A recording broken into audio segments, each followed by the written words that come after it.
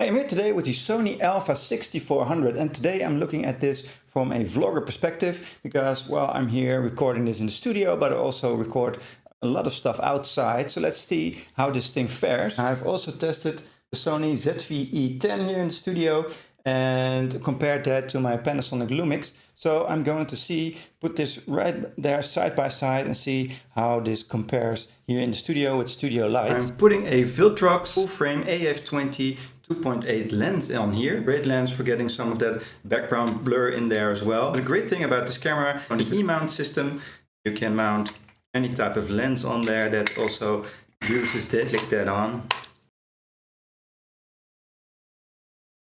Then it's a great lens. Okay, so this is me talking on the Panasonic Lumix. You can see my face is well lit because of all of the lights here, and the low ISO makes sure that we have a little bit of a darker background, a more cinematic look. So I can also use a little bit of color there in the background with these two lights. So that makes for a nice cool contrast. Now let's switch to the Sony Alpha 6400. You can see this has a little bit of a wider angle here with this lens, but the colors are really great. And also the f-stop is just a little bit higher, so I have a little bit more of a background view here, but I'm going to use this camera for a different purpose to get also more of like a wide shot of the product reviews I'm doing.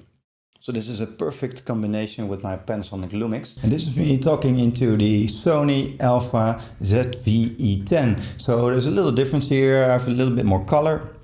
It seems you can also change these settings, of course, but I really like this setting right here. And I also have a little bit more focus also on the background. So what I like to do when using these in the studio, and I'm going to use comparable settings here, is set the ISO really low.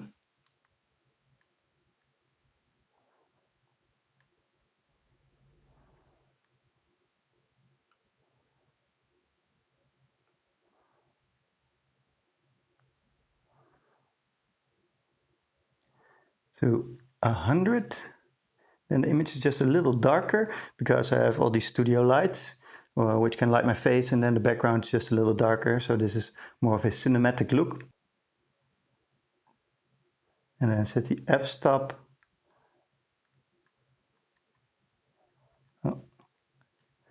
to the lowest setting, so you also have just a little bit of that background blur. So those settings are pretty cool and similar to what I have on my Lumix right now and what I tested on the Sony ZV-E10 as well. Now you can also use this outside, of course, for vlogging. You can change the settings a little bit and even exchange the lens so you can get more of a wide shot. And that is really where the power of this thing comes in. So it's one of the few cameras that's made for vlogging, that's made for streaming with immediate USB output.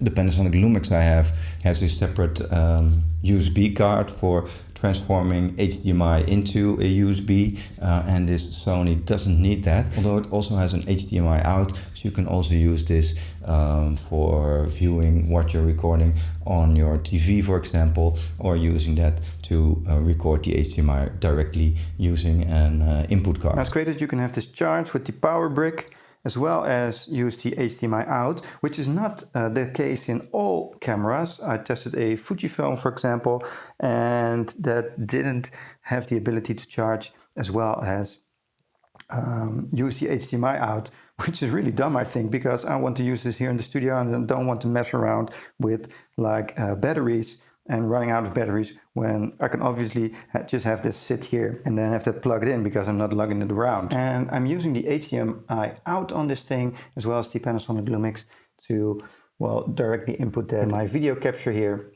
which is also great, and I can use it via USB just to record that. You can also use the USB from the Sony Alpha 6400 to record to your computer. So you have multiple options here to record. The screen is just a little bit of a letdown, I think. You can also only flip this out like so. You can't really pivot it in all directions, which is just a little bit of a less easy to use system than like for the Sony ZV-E10, for example, which you can just flip around and then also use that for vlogging and still seeing yourself. So this is just a little bit of a different system. But whether you're recording with a camera like the Panasonic Lumix or the Sony Alpha 6400, I think you have some great options here for vlogging with different lenses, combinations and cameras here.